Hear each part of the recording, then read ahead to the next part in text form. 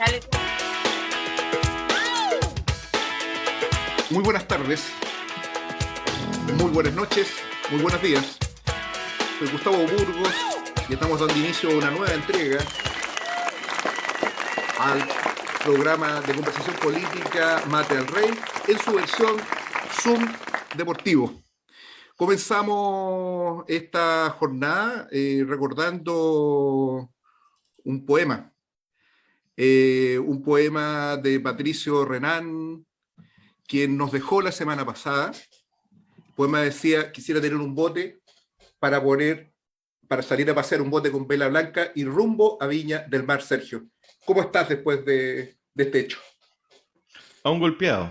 Esas líneas me retrotraen a parte de la juventud que se ha ido, y con ella se han ido grandes ídolos de ese momento. Mi madre fue una calcetinera por Patricio Renán, y yo lo cuento como parte del círculo de amigos, Exacto. junto con otros grandes que la verdad cada día están desapareciendo de este mundo. Yo recuerdo, Sergio, usted me contó cuando estaba en una comida en su casa con Camilo Fernández, con Juan Guillermo Vigado, con Julio Martínez, no sé si se acuerda, y esa oportunidad que ocurrió algo tan bonito con Patricio Renán, quien les contó, digamos, finalmente cuál era el sentido que tenía su existencia. Sí, el Patito era muy simpático, pero al mismo tiempo era muy profundo en sus pensamientos. De hecho, ese poema que usted ha señalado ahí muestra un poco, un poquitito de la profundidad de Patricio Renán y cómo él veía en la soberanía marítima del país la posibilidad de un desarrollo mucho mayor. Por eso lo del bote de vela y por eso también el respeto por el ecosistema, y digamos, con un bote de vela usted jamás hubiera hecho el daño que se ha hecho ahora con el cambio climático y el aumento Él de las emisiones lo vio de antes, carbono. fue también impulsor. Estas son cosas que no se dicen, Sergio, totalmente, pero que nosotros tenemos que mencionarlas. Él también fue impulsor del mes del mar, fue muy preocupado Sí. del krill y todo ese tipo de cosas, ¿no? Fue un hombre que nos dejó mucho. Así que bueno, a la familia y a sus seguidores y a la música chilena en general, le damos un gran abrazo de parte de Mate al Rey. Tenemos invitados hoy día, Sergio. No me diga. Tenemos unos invitados espectaculares, quienes están acá. Hay uno que es Supongo. absolutamente titular. No, que no tenemos que merecerlo hoy, Sergio, que es tan tautológico. Están acá, están con nosotros personalmente, me refiero. Uno de ellos, un titular completo, pertenece a la insurrecta comuna de San Joaquín, dirige la Junta de Vecinos Brasil número 1. Él además es un cientista político, un militante de la causa de los trabajadores, el compañero Juan Carlos Gómez Leighton. ¿Cómo estás, Juan Carlos? Vagando por las calles. Dale, Gustavo, un gusto estar nuevamente en este programa. Saludo a Sergio, a Paola. También muy interesante estar en esta ocasión acá. Muy bien. Gracias por la invitación. Y también de otro lugar recóndito de Santiago está con nosotros una compañera, una periodista. Ella es Paola Dragnik. ¿Cómo estás, Paola?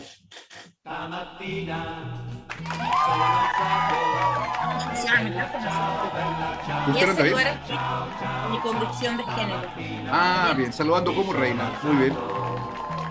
A los Cecilia Boloco, saluda Paola Dragnik. A Risenberg y ser que Risenberg switché, lo encuentro increíble. Me emociona. Sí, es indudablemente emocionante. Paul Valder se excusó.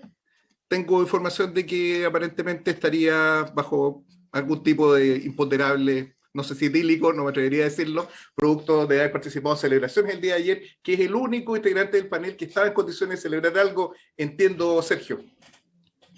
Sí, yo igual celebré, pero en la tranquilidad de mi hogar. No, no da como para saltar en una pata, sino simplemente la concreción de un paso más en nuestro plan de dominación nacional y luego dominación mundial, licenciado. Muy bien. Hay una cuestión que yo creo que quedó de manifiesto el día de ayer, y es que la ceremonia del traspaso del mando en un país con una institucionalidad tan regular y tan ordenada, normalmente nos entrega una cierta información a través del texto que van experimentando, que va generando las distintas instituciones, pero también respecto a la manera como se realiza el acto del cambio del mando. Yo creo que no creo que sea excesivo señalar que la jornada que vimos el día de ayer fue histórica. Calificar un hecho histórico no apunta a ningún dato respecto a su valoración, sí respecto de su trascendencia. Y en ese sentido creo que lo que ocurrió ayer marca el cierre de un proceso que se inició el 15 de noviembre, que es el del Acuerdo por la Paz, y que tuvo por objeto permitir a la institucionalidad someter el proceso revolucionario que había en curso, encauzarlo y con la venia del proceso constitucional darle un contenido que permita al régimen sustentarse. Eso yo creo que es como la primera idea que a mí se me viene a la mente al momento de analizar un hecho como este. Pero además hay otras cuestiones que esto yo diría que es un poco lo que viene del pasado, aquello que explica aquello que ocurrió el día de ayer. Pero también hay ciertas cuestiones que están vivas y que en absoluto están resueltas. Y esto tiene que ver con la conducta que tuvieron las masas, que tuvo la población, que tuvieron los trabajadores, que tuvieron las organizaciones en general respecto a este acto. Nos despediremos sobre este tema, la manera como esto ocurrió, pero de una manera muy genérica. Me parece que hay dos cosas que yo quisiera resaltar. Lo primero es que las celebraciones fueron sensiblemente inferiores a aquellas que acompañaron el triunfo de Boric en la segunda vuelta. Eso es indudable. La cantidad de gente que se agolpó en Santa Rosa con Alameda, en el acto de proclamación o de triunfo del propio Boric, ni en cuanto a la organización, ni en cuanto al volumen pueden resultar comparables a las expresiones de júbilo que se vivieron en distintas ciudades del país, pero que tuvieron una envergadura bastante disminuida, leve, y que tuvieron un componente muy importante de carnaval, de celebración más que de lucha política o de protesta. Eso yo creo que es un elemento muy importante que tiene que ver con la forma como se ha ido erosionando la política en el país y cómo este propio proceso de transición ha ido deslavando el contenido político de los mismos. Y lo segundo, que es probablemente el hecho que puede llamarnos más la atención, es la persistencia tosuda de grupos que salieron a reclamar por la libertad de los presos políticos, que en Santiago protagonizaron acciones sostenidas durante todo el día y hasta bien avanzada la noche. Lo mismo ocurrió acá en Valparaíso, más en los cerros que en el centro de la ciudad. Pero si hay algo que puede señalarse respecto de esas manifestaciones, es en primer lugar su radicalidad, ¿no? En Valparaíso se quemó un Piñera, ¿no? Simbolizando una tarea inconclusa del proceso, y una repulsa en general al régimen y al proceso que se viene gestando desde el Acuerdo por la Paz. Y por otro lado, también es observable la aguda inorganicidad, la falta de coherencia, y el astillamiento y aislamiento de estos grupos, que fueron incapaces de hacer grandes manifestaciones y más bien actuaron de una manera autónoma en distintos espacios. Yo conversaba hace un rato con Marco Riquelme, quien se excusó por razones de actividad política de estar en este programa, y me indicaba que eso era un hecho bastante notorio y que eso es una de las tareas precisamente que vienen a plantearse a partir de lo que ocurrió el día de ayer. El reclamo de los presos políticos, de la libertad incondicional de todos los presos políticos, viene a instalarse de una manera determinante para aglutinar a todos los sectores que entienden que las tareas de lucha que se plantearon el 18 de octubre del 2019 no están ni siquiera iniciadas. Eso es un poco, me parece que son como las dos grandes cuestiones que a mí me parece se desprenden de la jornada de ayer, que repito, digamos, califico como histórica, no tanto atribuyéndole a eso una valoración, sino más bien la constatación de un hecho que probablemente nos va a tener discutiendo por un tiempo más o menos importante. Juan Carlos. Es interesante tu análisis.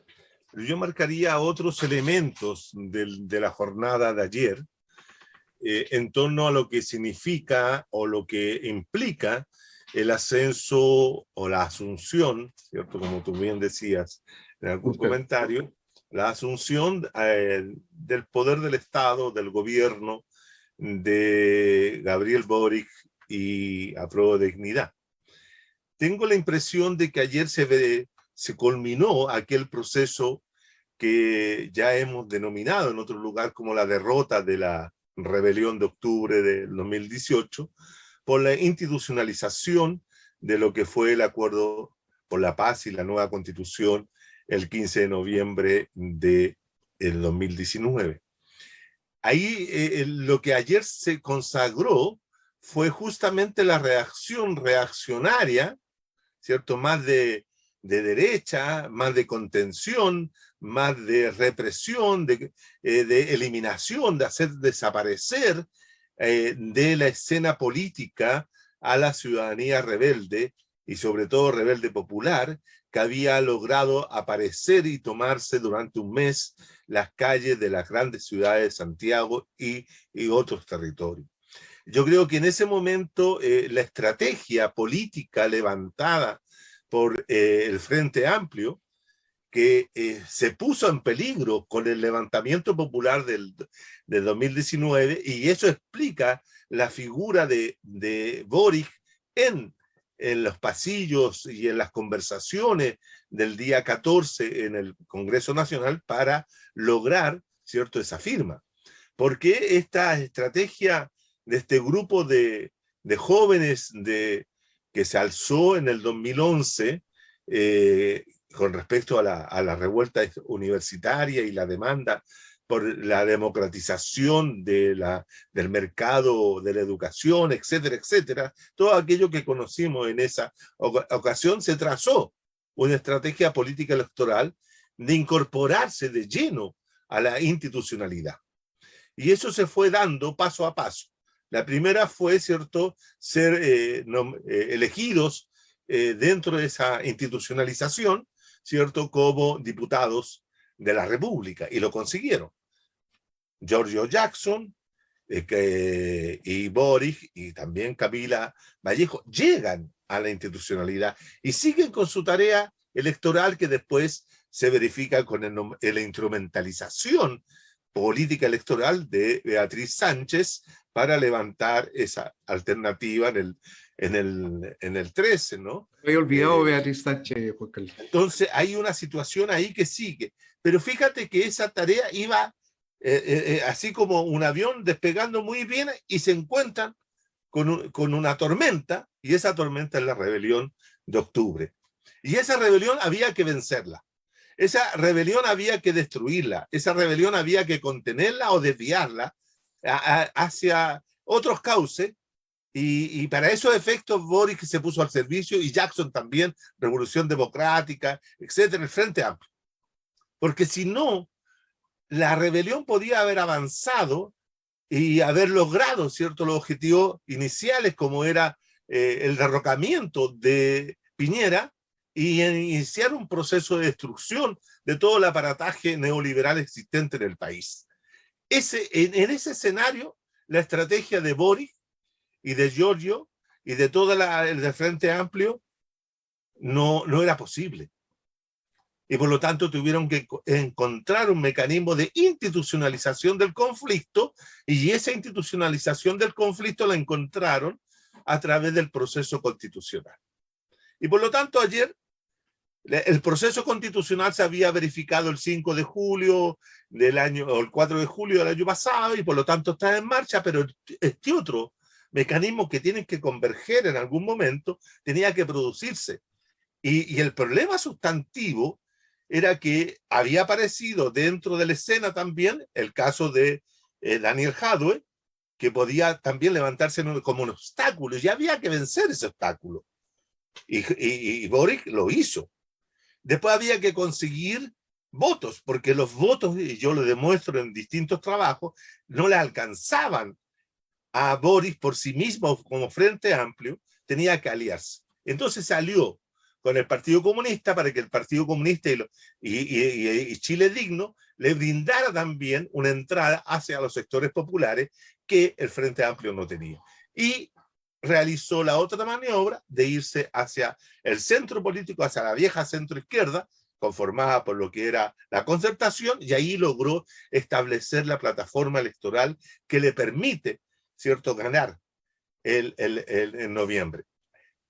Pero yo lo digo también en mis trabajos, gana por el voto popular, pero ese voto popular no le pertenece al Frente Amplio, tampoco le pertenece al Partido Comunista, sino que ese es el sector que, para evitar que ganara Kast y volviera a la noche oscura de la dictadura, etcétera, y todo aquello, ¿cierto?, deciden, pero lo tienen ahí presente, y eso explica, tal vez, la ausencia de manifestaciones o de mayor cantidad de personas en las calles.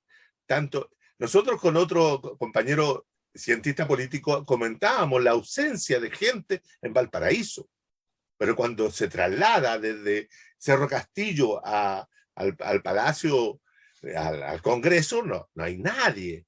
Después a la vuelta tampoco. Solamente hay un poco más gente cuando llega acá a Santiago, pero la ausencia de la masa, celebrando, como tú bien decías, la noche del triunfo, está diciendo que ese era un triunfo porque se había logrado evitar que ganara Kast, y por lo tanto se le entregaba esta situación. Sin embargo, si uno lo mira desde el punto más político electoral, donde se desarrolla la estrategia del Frente Amplio, esto va a la convergencia entre la tarea disculpe, de la tarea de la convención y la tarea del frente, para inaugurar una nueva fase de constitución y conformación del régimen político. El régimen político de la democracia protegida, tal cual como se diseñó, como se elaboró y se mantuvo durante 30 años con la constitución política del 80 y reformada el 2005, va a cambiar y va a ser modificada. Eso es claro, pero en términos generales es una reconstitución de lo que es la dominación política al interior de la sociedad capitalista chilena. Podrá ser más o menos neoliberal de lo que fue durante los últimos 30 años, pero lo que es seguro, y yo lo afirmo categóricamente, lo que va a ser seguro que va a seguir siendo capitalista, ¿no? Porque ahí está el tema. Y los trabajadores y trabajadoras, la plebe, como diría nuestro amigo García Linera, que anduvo por estos lados también, ¿cierto? ¿Ya? Estamos hablando de calcetinero, así que sí, estamos en esa línea. Cada uno cita a sus héroes o divos. Risenberg tiene Pato Renán, usted tiene García Linera. García Linera, por ser. ¿No? Muy bien. Entonces, pero como decía, Pato Renán marcó varias generaciones, no, por favor. No. En una entrevista cortita que le hicieron a García Linera, él señalaba de que el gobierno de Boric, si era social y si era hacia los sectores populares, hacia los pobres, hacia la plebe, el gobierno iba a ser exitoso. Entonces se da cuenta que esto de establecer el Estado social de derecho implica, ¿cierto?, algún mecanismo de redistribución que le permita, ¿cierto?, al régimen capitalista, a la dominación, recomponer su hegemonía, recomponer su dominación trizada, agrietada, ¿cierto?, a punto de ser demolida en octubre del año 2019. La tarea que queda, sin duda, es observar, mirar este proceso, y indudablemente que también nos deja tarea a las izquierdas radicales, revolucionarias, en términos de recomponerse para poder enfrentar el nuevo periodo y la nueva forma de dominación que surge. Gracias. Bien. Paola,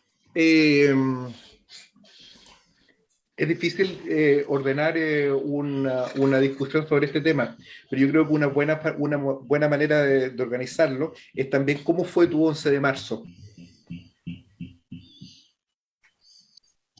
Me recuerda al colegio cuando decían 11 de marzo, tema libre. Claro, Es una cosa me claro. parece este análisis como tema libre.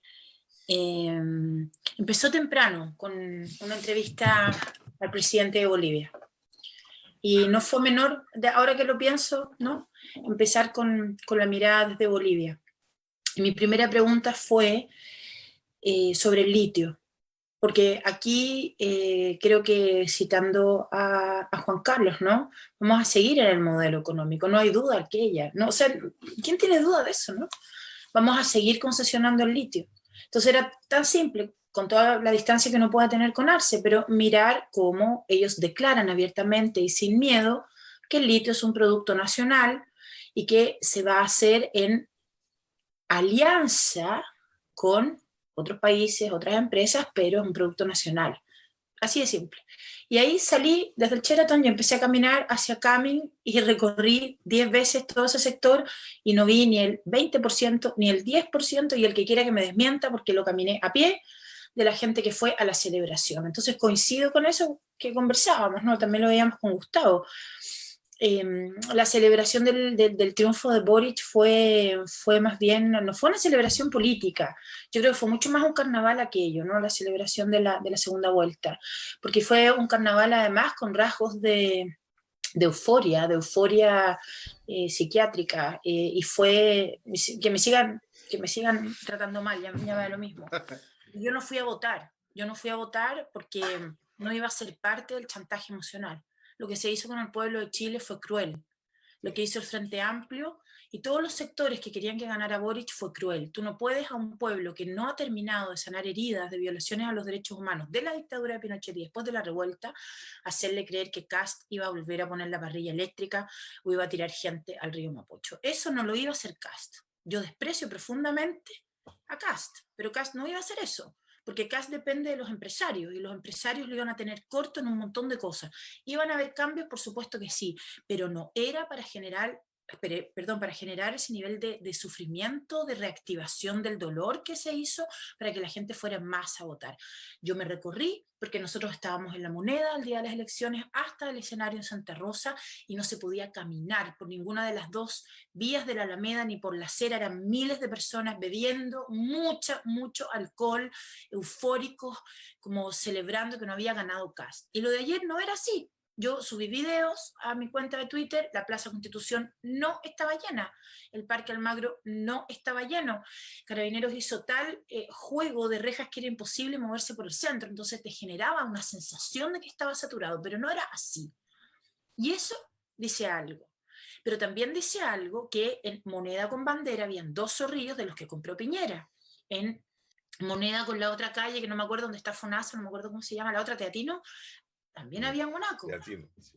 Ahí, a la espalda de esta situación. Y caminaba 5 cuadras y ya en Ahumada comenzaban las manifestaciones, que fueron bastante grandes a mi juicio. Yo pensé que iban a ser muy menores y no lo fueron. Reprimieron, detuvieron, mojaron gente de forma muy agresiva, igual. Entonces, a mí lo que me preocupa, y es un análisis bien tonto el que voy a hacer, pero me preocupa que los simbolismos nos nublen. Y a lo mejor es una ironía que va a ser mal tomada, pero el árbol no nos está permitiendo ver el bosque, de verdad. O sea, toda la polémica que se ha dado hoy en torno a los zapatos de Boric no es casual, es una falsa polémica. Boric se pone unos zapatos que tienen un simbolismo para él, pero que además tienen un simbolismo político, que se afirman en la supuesta humildad, en el no lujo, en el no sé qué, y ustedes son todos viejos, estamos todos más o menos en la misma edad, recordarán 2012, en una cumbre que fue el Pepe Mujica y que fue con los zapatos roídos, yo estaba ahí en Brasil, y fue el tema, ¿verdad? Lo que hace Boric al salir con esos zapatos no es casual, está todo demasiado saturado de símbolos que me agotaron a mí, me agotan. El árbol no nos permite ver el bosque y me están agotando los simbolismos emocionales que creo que pueden ir por un camino mucho peor de lo que podemos ver políticamente. Me preocupa de verdad, de verdad. Eso. Yo quisiera poner el énfasis en una cuestión que me parece fundamental, y es en las características que tuvo la represión el día de ayer. No solo por una cuestión jurídica, pero la actuación de la policía desde el mediodía del día de ayer dependía de la ministra de Interior Isquia Siches, un gobierno que se presenta a sí mismo como un gobierno democrático, liberador, un gobierno que viene a hacer transformaciones revolucionarias, que viene a proponer, a invitar a la ciudadanía a realizar transformaciones gigantescas en el país. Y la primera expresión de ese poder es la ratificación de los mismos actos represivos que estuvieron presentes durante todo el periodo de Piñera. Esto no es simplemente un juego algebraico, es constatar la realidad. Y en ese sentido me parece muy importante hacer el énfasis, después de haber constatado ese hecho, es de que muy probablemente los actos represivos que se realizaron el día 11 van a ser visualizados o proyectados políticamente como cuestiones irrelevantes, cosas secundarias, cosas que no tienen importancia. ¿Ah? De alguna forma, nosotros la otra vez bromeando decíamos, bueno, si alguno de nosotros nos meten preso, en este contexto, va a haber una cantidad importante de gente que va a considerar que eso es justificado, que es legítimo, ¿no?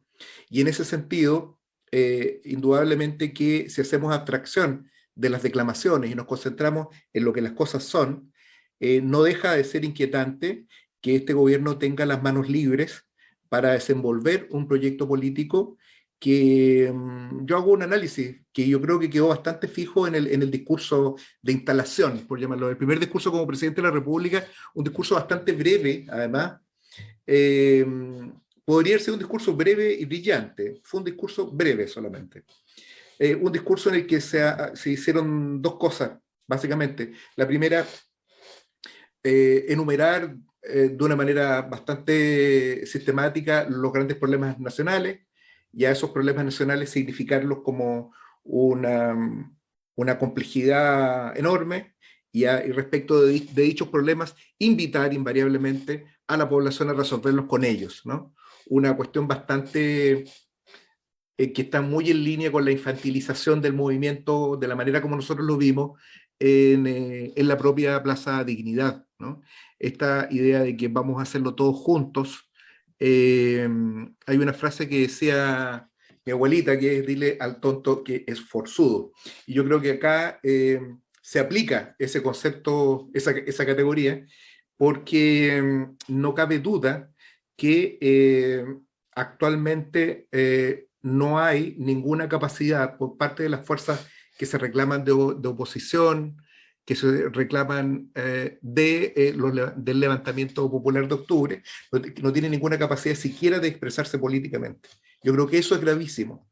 No estoy hablando de que en estos momentos los sectores rebeldes o de resistencia estén en minoría. Tenemos que estar en minoría por la manera como esto se ha desarrollado, eso es indudable. Pero una cosa es estar en minoría y otra cosa es tener una completa incapacidad para expresarse políticamente, ¿no? Hay una cierta tendencia, que es una consecuencia de muchos de estos sectores que llamaron inclusive a votar por Boric, de persistir en la línea del emplazamiento, de decirle a Boric que haga esto para que la gente... Y la verdad que Boric ya definió claramente en su discurso cuáles son sus objetivos.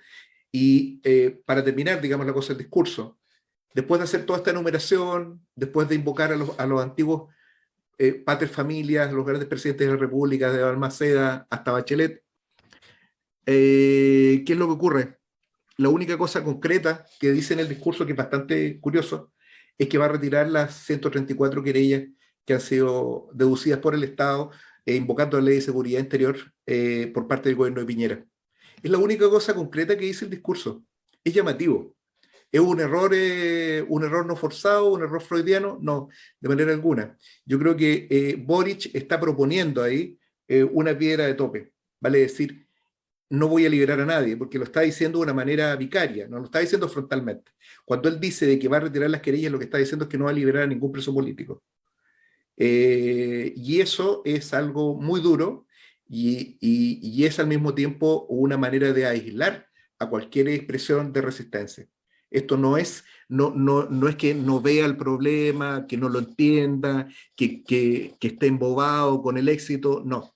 Significa que tomó una determinación. Y dentro de esa, significa que el sostenimiento del régimen propiamente tal va a ampararse en la prisión política y, por cierto, en una estructura represiva que no ha evidenciado cambios relevantes, al menos en las horas que han corrido la instalación de este gobierno. Sergio, usted es el hombre de las preguntas acá. Nosotros pasamos a una etapa bastante compleja y siempre difícil, en la etapa en que Sergio Reisenberg hace uso de las cartas amarillas. ¿Cómo estamos, Sergio, por eso?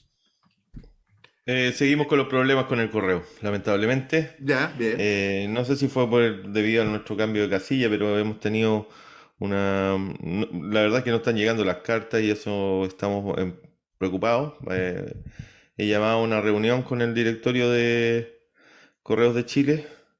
Hasta el momento hemos tenido problemas de agenda y no la hemos podido hacer. Probablemente Cambio de la autoridades próxima semana. Sí, unos se van y otros entran. Yo agarré a dos que venían con unas cajas y como que metiendo cosas a la oficina y los otros iban saliendo. Entonces no quedamos de acuerdo con quién hacía la reunión y me estarían contactando a mediados de la próxima semana para de ahí lo solucionar llamamos, este le problema. dijeron. De ahí lo llamamos. Así es, de Ya. ahí nos vemos, me dijeron. Mm. Sin embargo, eso no significa que vamos a quedar con un vacío existencial como el que sería el hecho de que no tuviéramos preguntas para nuestros invitados. Hay una pregunta que me da vueltas en esto. Señor Juan Carlos Gómez, ¿podría usted contarnos qué estaba haciendo García Linera en el cambio de mando? Lo invitó a tomarse un terremoto. ¿Qué pasó ahí con su relación con el ex vicepresidente de Bolivia? Bueno, desgraciadamente yo, como te digo, he estado con un problema de salud de toda la semana y por lo tanto no pude asistir a una de las presentaciones que hizo García Linera en Santiago, que fue una conferencia que dio en la Universidad Cardenal Silva Enrique, a instancias de un profesor ahí, Tomás Torres, que es uno de los pocos que ha estudiado y ha analizado el pensamiento de García Linera en Chile. Y después de mucho tiempo que estos dos personajes, García y Tomás, han estado en relación, ¿cierto?, conversando, pudieron encontrarse en vivo y en directo, como se dice así, presencial. Wow. Que no. Y por lo tanto ahí yo escuché algo de la conferencia, como estaba como la mona con la salud, pero García Linera sigue en la lógica de pensar que el proceso boliviano es un proceso interesante, que te abre oportunidades para los pueblos latinoamericanos, etcétera, pero yo tengo la impresión de que a un nivel teórico de planteo, de pensamiento para analizar ciertas situaciones que se viven en América Latina, García Linera ha sido un aporte en ese aspecto. Pero al mismo tiempo el proceso boliviano entró hace un tiempo en una etapa de estancamiento, producto no solamente de la forma como Evo se planteó la última elección, la que provocó el golpe de Estado y todo lo demás, sino también por una cierta concepción de García Linera sobre la transformación por etapas, ¿no? Y él tiene la concepción de el capitalismo amazónico andino, que es una forma de llegar a una determinada forma de capitalista para poder de ahí dar un salto por las fuerzas productivas hacia una sociedad comunista, etc. Entonces, él todavía conserva todavía esa etapa. Dicho ¿Tiene algo que ver esto con la mentada y vilipendiada teoría de la revolución por etapas? ¿Eso es lo que nos quiere decir García Linera? Yo te digo que nuestro amigo García Linera es muy etapista en ese aspecto. En ese aspecto es muy etapista, comparte incluso con algunos amigos de allá de del viejo trotskismo boliviano, ciertas relaciones. Podría señalar algunos solamente para acopuchar quién del trotskismo se ha acercado. No me acuerdo en este momento, yo no me acuerdo los nombres, pero hay Ya. gente que estuvo, cuando crearon la comuna, no sé, el grupo Comuna, que fue uno de los grupos que se dedicó a pensar la situación boliviana en un momento determinado. En ese grupo habían algunos trotskistas que participaron inicialmente y con los cuales tenían algunos elementos de contacto con García Linera, con Raúl Prada, con Luis Tapia. Bueno, ese grupo se escindió, o sea, se dividió en 3 o 4. Lógicamente. Lo cual no es extraño cuando hay algún tipo de... ¿no? Yo no quiero hablar más de los trotskistas porque no hay ropa tengo, tendida. Hay ropa tendida. Lo tengo en mi santa devoción. Exacto, claro. Está lloviendo, dicen los masones inclusive.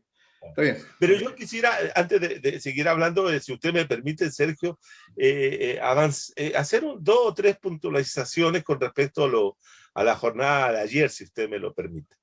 Puntualice nomás. Que hay un elemento que lo destacaba Paola, que yo creo que eso es muy cierto. La forma como fuimos tratados los ciudadanos y ciudadanas de este país durante la campaña, en el levantamiento de estos 2 miedos, el miedo a Casi, el miedo al comunismo, ¿cierto? Golpeó y fuimos tratados como enfermos mentales, etcétera, etcétera, y perdonando a todos disculpándome por mentales, por cierto, pero fuimos tratados así. Y yo tengo la impresión de que esa forma es inaudita. Yo realmente comparto lo que dijo Paola y al mismo tiempo hice lo mismo que ella. Yo me rehusé a ir a votar, una porque soy abstencionista estructural permanentemente, pero político, bajo un chantaje emocional como el que viví. Ahora, eso no excluye que ayer se produjo la instalación de esta nueva forma de dominación. Y creo que nosotros, los sectores radicales o los sectores pensadores críticos, tenemos que tenerlo muy claro y seguir haciendo análisis profundo de esas situaciones para poder ir encontrando las vías de escape o las vías de agrietar esta próxima dominación que se nos viene. Yo tengo un concepto que es el concepto de agrietar el capitalismo, que son formas prácticas. El hecho que nosotros nos planteemos críticamente hoy día frente a Boric y a toda la parafernalia que lo rodeó, porque todo esto es un show montado y que está muy bien elaborado comunicacionalmente, porque tienen un grupo de personas que están detrás de plantear todo. Esto de que hoy día en la mañana temprano el tipo se hiciera con los pueblos originarios, todo es una forma de aparentar, de una parafernalia, de querer decirles dónde estamos. Pero fíjense ustedes, ellos hacen todo eso, pero a la persona no nombran a ninguna mujer, a ningún hombre del pueblo originario en el gabinete. Nada. Tampoco en los subsecretarios, tampoco, solamente nombran a estas chicas de Isla de Pascua como encargada del protocolo, ¿no? Entonces también una parafernalia, una burla en todos los aspectos. O sea, yo ayer sentía asco, y lo digo así claramente, asco, repugnancia, cuando el tipo saludaba a la guardia de Palacio, les daba la mano a todos los pacos posibles, si esos son los mismos que habían fustigado y que habían dejado ciega a la Fabiola Campillay y al otro chico que se me escapa el nombre. Gustavo Gatica. Entonces, ¿cómo es posible? Yo decía, yo no le doy, en una oportunidad nosotros fuimos a dejar un lienzo por el Walmart, por los historiadores, ahí a la Moneda, y unas cartas que le entregó Sergio Grece y Igor Goikovich, fuimos nosotros y se me acerca un paco y me da la mano. Yo le digo, a usted no le doy la mano nunca. Yo a usted no lo saludo, usted tiene las manos manchadas. Todos me dijeron, pero ¿cómo? No, yo no lo hago. Porque si no tenemos dignidad en ese plano, vamos a aceptar todo. Y Boric está aceptando todo. Ustedes saben el cierre. ¿Se acuerdan que en el otro programa habíamos comentado el asunto de la casa, donde está ahí en Libertad con Huérfano. Hoy día todo eso fue limpiado socialmente. Sacaron a todos los indeseables, a los que no pueden estar frente a la casa del presidente. Entonces yo creo que eso también es una forma de ir generando una idea, ¿cierto?, de que ellos están muy cerca de los sectores medios, de los sectores X, pero eso simplemente es para asegurar la dominación que se está desarrollando, la renovación de la dominación capitalista en Chile, bajo esta figura de esta nueva centroizquierda que Boric y el Partido Socialista han reconfigurado.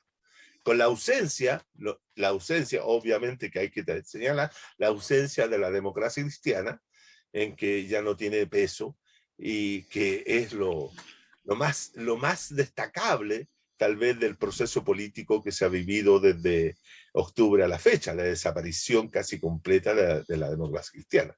Eso no quiere decir que no tengan injerencia en algún punto. Fíjense ustedes que la Cámara de Diputados y la Cámara de Senadores, PPD y PS, ha quedado en manos de la vieja concertación en el primer año de gobierno de Boric. ¿Para qué? Para mantener algunos elementos. Por ejemplo, evitar que el Senado sea eliminado por la convención. Sí, por eso está ahí el Lizalde. Totalmente. Entonces yo tengo la impresión de que hemos iniciado un nuevo ciclo político. Efectivamente. Se ha llegado al fin de la democracia protegida, pero se levanta una nueva democracia liberal con ciertas restricciones y ciertas limitaciones o tan parecida a la anterior, pero bajo otro formato, y la gente va a creer que todo es nuevo. Todo nuevo, para que todo lo viejo va a permanecer rejuvenecido, diría yo, limpiado, así, más brillante de lo que era hasta ahora. Eso, perfecto, señor. O sea, estaríamos bajo una nueva campaña de marketing político. La última yo les recuerdo que fue bastante exitosa, les duró como 30 años. Y todavía hay algunos que se emocionan cuando escuchan la canción del no. Paola Dragnik, nuestra reportera, en el sitio de los sucesos. Usted nos llamó la atención que usted estaba muy cercano cuando Carabineros sacó. ¿Es verdad que sacó una pistola para amenazar a la gente? ¿A ese nivel estamos llegando? Sí. Y fueron 2 pistolas, una a la altura de Cumming, esa yo estaba ahí más cerca, y la otra fue más cerca del Palacio de la Moneda. Carabineros estaba saltón. Yo creo que los prepararon para enfrentarse a los más, ¿cómo le llaman aquí? Ultrones, ¿no? Claro, porque todos los demás acá iban a en el estar programa, celebrando. ¿Ah? Acá en el programa le llamamos ultrones, claro. Eso, gracias, licenciado. Se percibían los carabineros, porque todos los demás que estaban antes en la plaza, ahora estaban celebrando. O sea, es esta cooptación de la que habla Juan Carlos, ¿verdad? Y en los pasillos ese 15 de noviembre no solo estaba Gabriel Boric, habían dirigentes sociales que nunca dieron la cara, pero que se comenta quienes estaban ahí, de movimientos de soluciones habitacionales, de movimientos de No Más FP, estaban en los pasillos del ex Congreso en Santiago haciendo la negociación del 15 de noviembre, porque para tú gobernar tienes que sacar de la calle a quienes te chasconean o te desgranan el choclo. Sí, y eso ayer se percibió en la calle. Los que estaban ayer protestando en la calle, por favor entiendan, para que Paloma, la amiga de Risenberg, no vaya a agarrar este audio y lo corte y lo ponga como un audio WhatsApp, lo voy a aclarar. Estaban los más malos en la calle y Carabineros estaba así de saltón, se percibía. Y mira, Juan Carlos, estaba hablando de cómo sacaron y barrieron a la gente más pobre del barrio Yungay, y yo no sé, a lo mejor después don Sergio con sus habilidades de edición puede poner el video, se lo voy a mandar para que lo ponga, porque en este momento están celebrando en el barrio Yungay. Tienen puestas cumbias y mesas, bienvenido compañero presidente, y el carrete de anoche continúa, así es que mañana también va a haber gente con hachazo que no se va a poder estar hoy día, pero a pleno, ahí en el barrio Yungay. Nosotros recorrimos la Alameda, desde más allá de Camin, ayer hasta el Palacio de la Moneda no había una carpa, no había una persona viviendo en la calle, no sé qué hicieron con ellos, me faltó reportearlo 3 días antes, a ver a dónde los tiraron, a qué lugar los metieron, pero no había nadie. Entonces, se vacía el espacio de... Estamos hablando, Paola, de los inmigrantes que vivían en el bandejón central de Alameda, ¿no? Y hartos chilenos, porque chilenos no también. No solamente migrantes, sino también chilenos. Ya. Muchos chilenos. Hombres y mujeres de la calle, pero chilenos y extranjeros. Sí, porque ya, perfecto. Bien. Así es. Así es. Entonces, es probable que en los próximos días nosotros veamos probablemente a nuestro presidente ayudando a instalar una carpa, pero en otro lugar. ¿Por qué? Porque yo siento que la apropiación de la pobreza es útil en el marketing cuando se convierte en un símbolo. Es decir, el mapuche nos es útil cuando lo tengo en la ceremonia de ¿cómo era, Gustavo? Enraizamiento. De enraizamiento. Así se llama la ceremonia. Pero no me sirve Yaitul, ese es un mapuche que no me sirve. Entonces, toda la estrategia de marketing obviamente va en ese sentido de la cooptación y se ha ido perfeccionando, lo decía Risenberg. En los 90 nosotros tuvimos esa canción que paraba los pelos y que todos salimos y no sé qué, ¿verdad? Bueno, eso se ha ido perfeccionando cada vez más, ¿no? ¿No fue Risenberg? Bueno. Risenberg no, está en otro lugar, Risenberg. Está en otro lado, pero bueno, sí. Ese marketing se perfeccionó, ¿cachai? Y lo vamos a ver mucho. Yo confío en el pueblo chileno que se va a saturar de tanto simbolismo que se está vacío de contenido. Yo confío, espero. Yo quiero hacer una observación. Sí, por favor, el licenciado. Una observación, solamente voy a citar a un autor que le encanta a Sergio, que es Antonio Gramsci. Es un autor de cabecera, ¿no? Tiene esta frase de que vivimos un proceso político en que lo viejo no termina de morir, lo no termina de nacer, porque este era un hombre que aparecen los monstruos y todo ese tipo de cosas. Y en el claro oscuro aparecen los monstruos. Aparecen monstruos. La literatura de terror de la segunda mitad del siglo XX está basada en ese texto de Gramsci. Y yo creo, conversábamos nosotros con Sergio, de que ese claroscuro se acabó el claroscuro. Ya no hay claroscuro. No más monstruos. ¿A qué me refiero? De que el discurso posmoderno ahora es el discurso del Estado. Y esto es algo que es muy fuerte, pero al mismo tiempo es muy débil. Porque cuando tengo el poder, ya no puedo andar transformando la realidad con palabras, ¿no? Diciendo que el lenguaje construye realidad, ¿no? Es necesario que me haga cargo de la situación del tipo que está viviendo en la calle, del tipo que está cesante, del mapuche que está quemando galpones. Y eso no lo puedo... O camiones. Y eso no lo puedo resolver con significados, ¿no?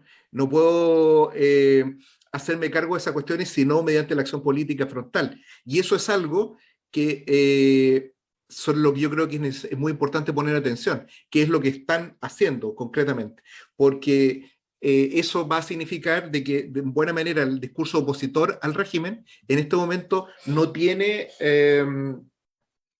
va a quedar sin una voz política. Yo quiero volver sobre ese tema que es como mi caballito de batalla en este momento. O sea, creo que la oposición y el gobierno de los trabajadores licenciados es la otra. Sí, bueno, pero eso es la perspectiva del gobierno de trabajadores. Pero la oposición. Eso, la perspectiva, que me gusta esa parte. La oposición de clase, la oposición revolucionaria al régimen no tiene expresión política, no es capaz de verbalizar, porque los sectores de izquierda, una parte importante, siguen cooptados por el boricismo sobre la base de esta cosa tortuosa que es la de ir emplazando, ¿no? Que decirle, bueno, pero que Boric haga esto, y así te puedes pasar 4 años esperando que haga porque no lo va a hacer, y siempre le puedes encontrar alguna explicación de por qué no lo hace. Eso quería hacer ese punto. No, mira, quería agregar, disculpa.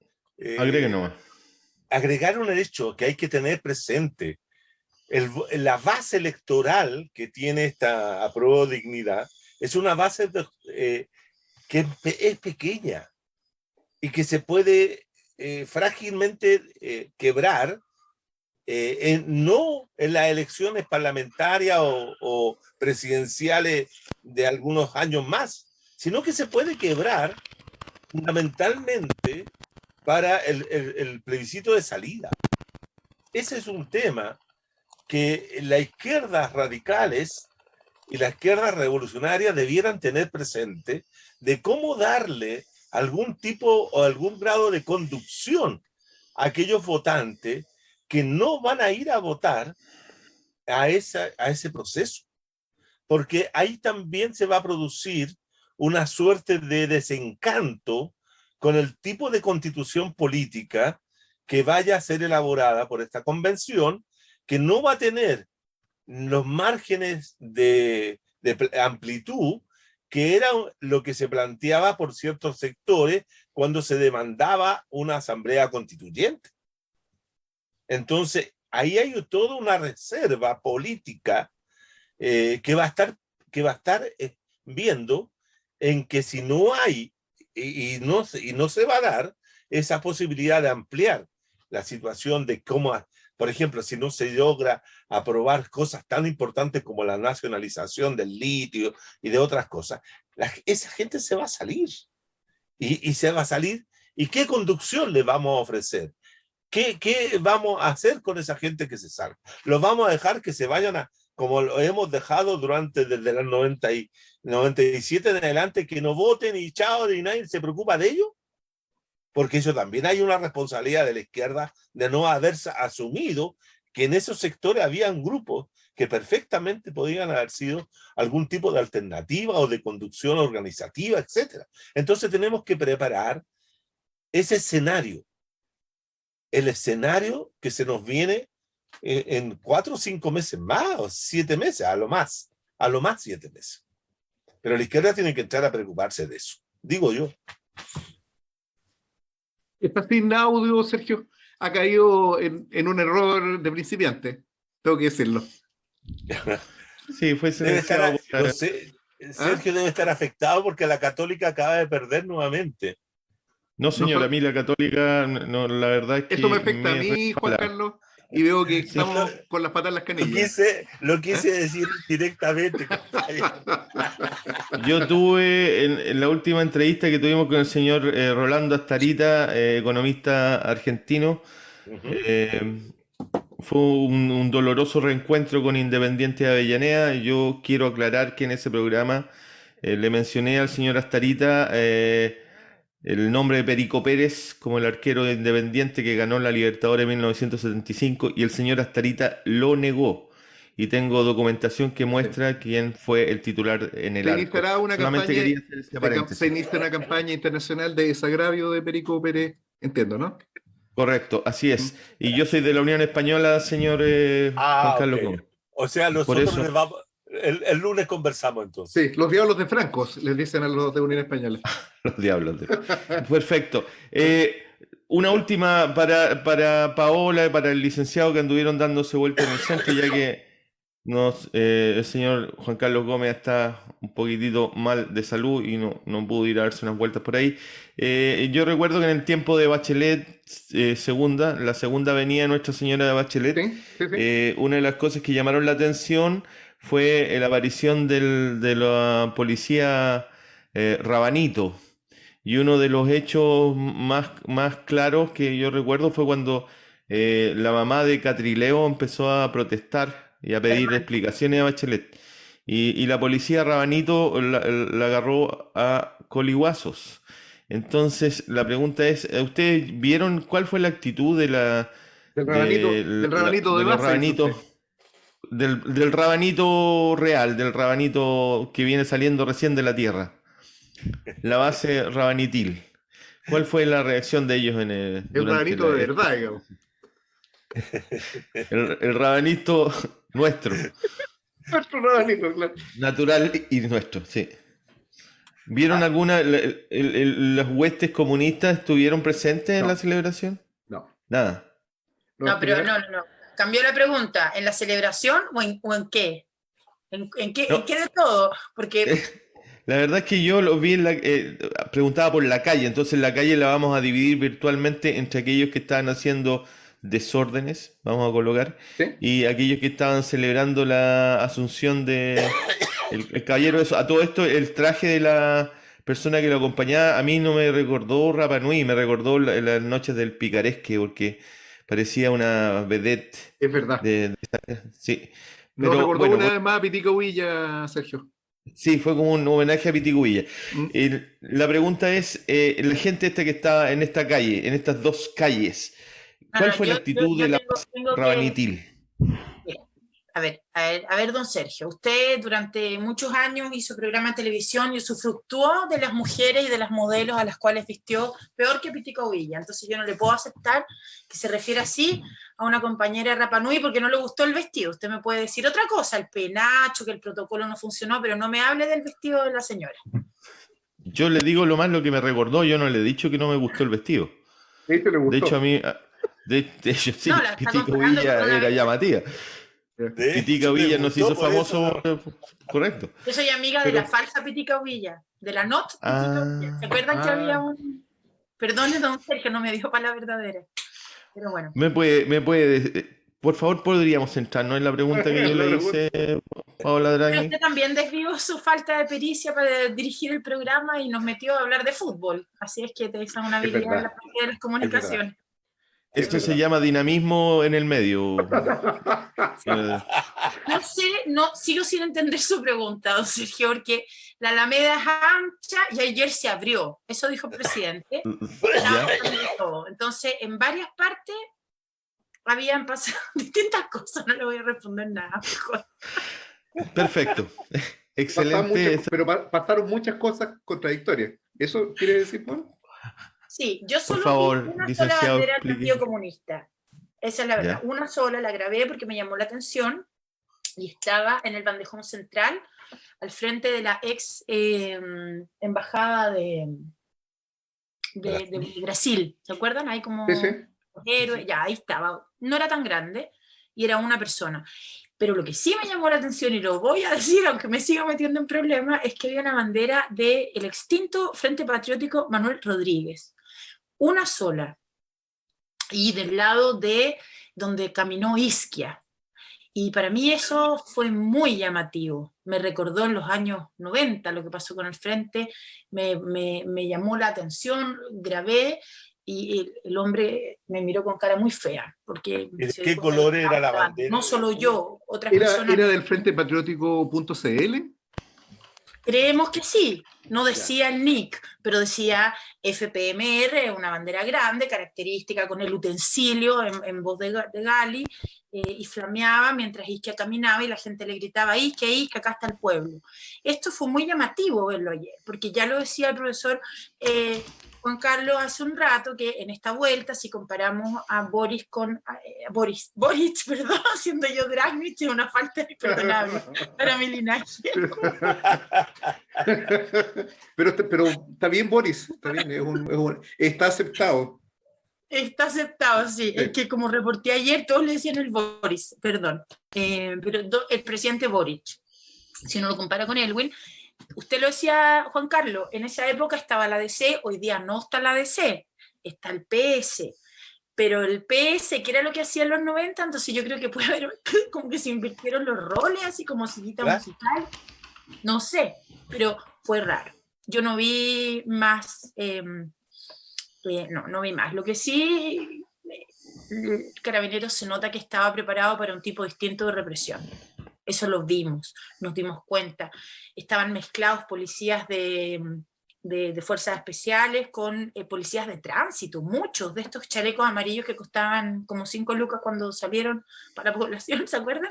Ya, muchos, en una cuadra, cada 2 metros habían 3 o 2 de estos policías a lo largo de toda la Alameda, que son como de tránsito, muy extraño. Por cierto, habían muchos autos de San Joaquín, ves que uno ve los números, como que Santiago completo se quedó sin carabineros. Sería interesante también mirar eso.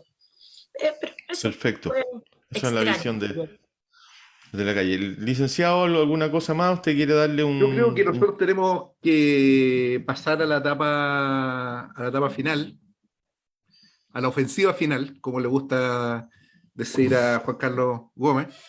tenemos que pasar a la ofensiva final, y en esta parte final nosotros hacemos los avisos y cosas. Yo tengo algunas cosas que señalar, algunos libros que ofrecer. Espero que ustedes tengan también algún tipo de libro, ¿El bingos, concurso?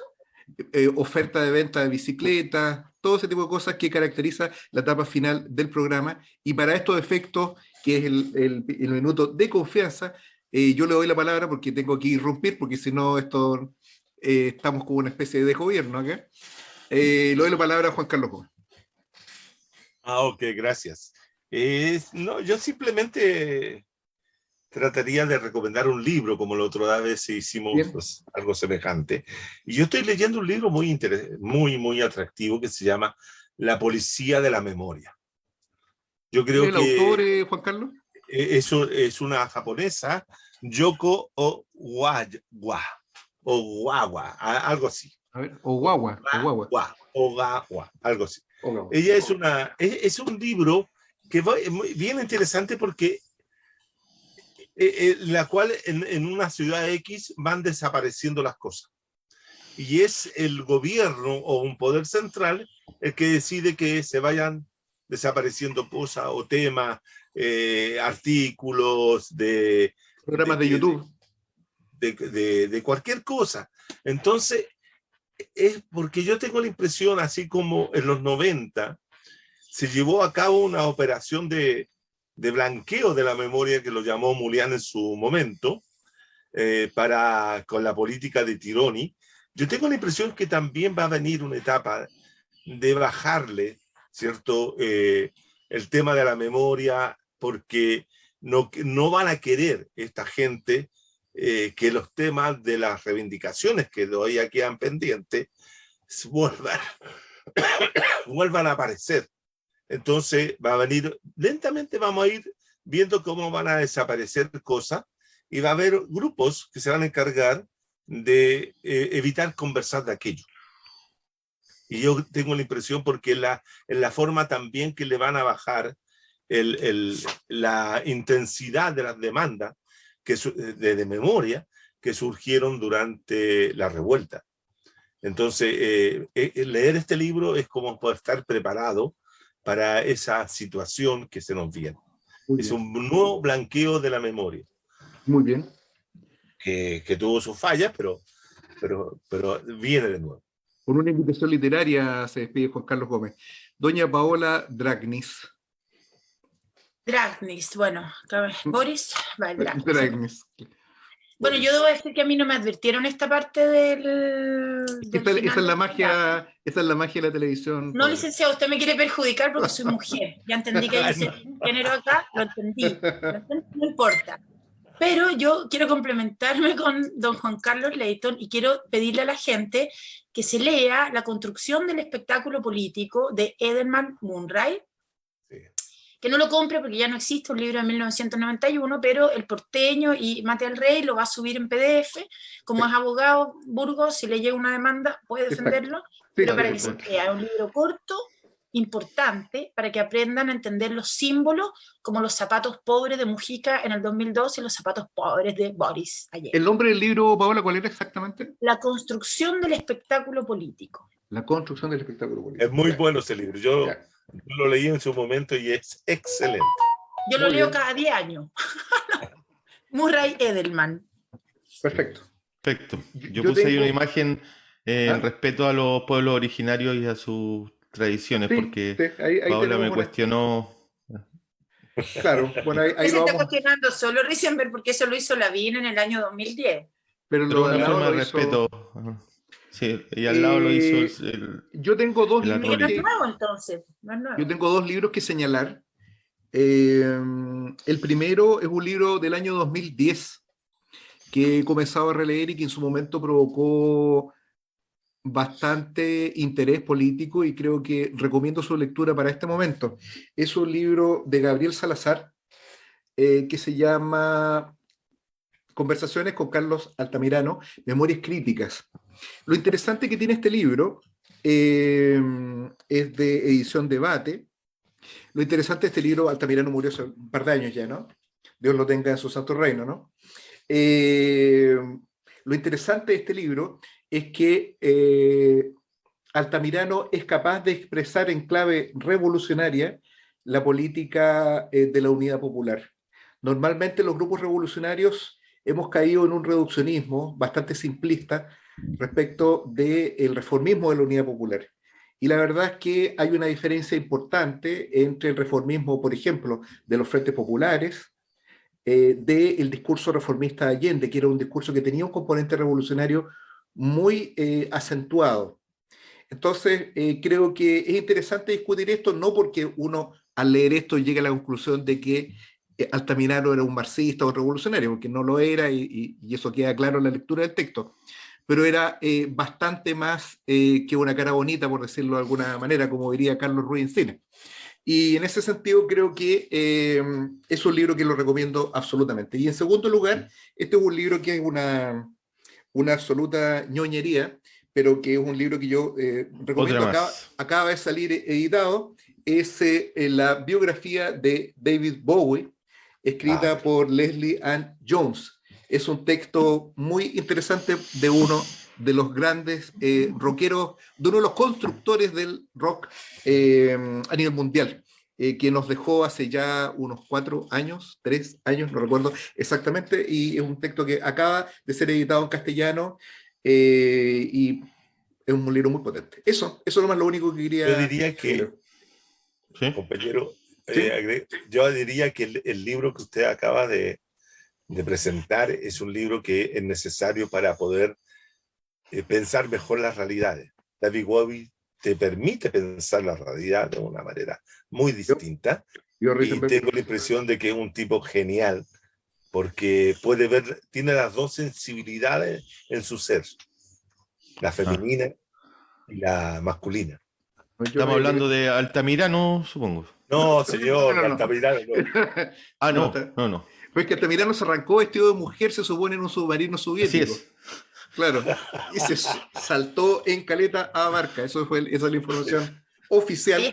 Ahí está la... Claro, ahí está la relación entre ambos temas. Bueno, ¿qué otra cosa más? ¿Se nos queda algo? Me parece que nada más. Paola, Juan Carlos, Sergio. No, saludar a Paola, que me da mucho gusto poder coincidir en este programa con ella. También mandarle mis cariños y mis saludos a Mía Dracnig, que fue una estupenda y muy hacendosa estudiante en la ARCI allá por algunos años atrás. Así que me la saluda. Muy bien. Sí, por eso le digo profesor, Juan Carlos, se me cruzan ahí. Claro. Que es nuestro entrevistado permanente en Telesur también. Además, pero te puedo reclamar que nunca por ti aquí en Santiago. No, porque los analistas me los tienen reservados para allá. No me los puedo repetir en las notas. Pero aléguelo usted, Juan Carlos. Ahí, bueno, lo voy a decir.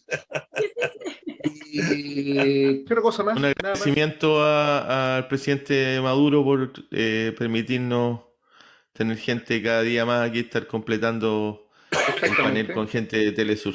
Yo quiero también mandarle un saludo a un tío mío que está de cumpleaños hoy día, mi tío Sergio, que además es mi padrino, y le mando un gran abrazo. Estoy aprovechando estos momentos porque creo que ya lo dijo Neruda, las cosas por calladas se olvidan y por olvidadas, no sé, algo pasa, no es así. Pero bueno, se entiende la idea. Muchas gracias, Paola, muchas gracias, Juan Carlos, y muchas gracias, Sergio, que seguiremos en la lucha. Seguimos, como este programa va a terminar con la expresión seguimos, de ahora en adelante. Es así, perfecto. Ok. Hasta luego. Chao. Okay, chao, amigos. Chao, Sergio.